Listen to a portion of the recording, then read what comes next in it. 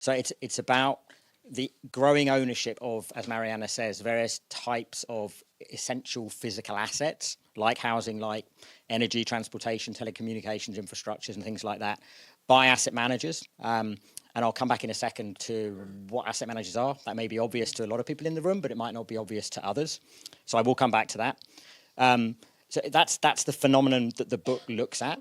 It looks more specifically at situations in which asset managers control those assets, which is to say it's not about asset managers owning, 1%, 2%, or 3% of the stock of the equities of infrastructure companies that are quoted on stock exchange. This is about asset managers buying and directly controlling a majority shareholding of things like apartment blocks and energy distribution systems and so on. So it's about control.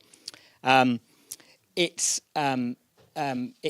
covers both situations where asset managers are buying existing assets, so assets that have existed for 50, 60, 70 years or more, or short amount of times. But it also covers situations in which asset managers own infrastructures or housing which they have themselves funded the construction of. So things like build-to-rent housing, for example, in the UK is something a lot more people are talking about.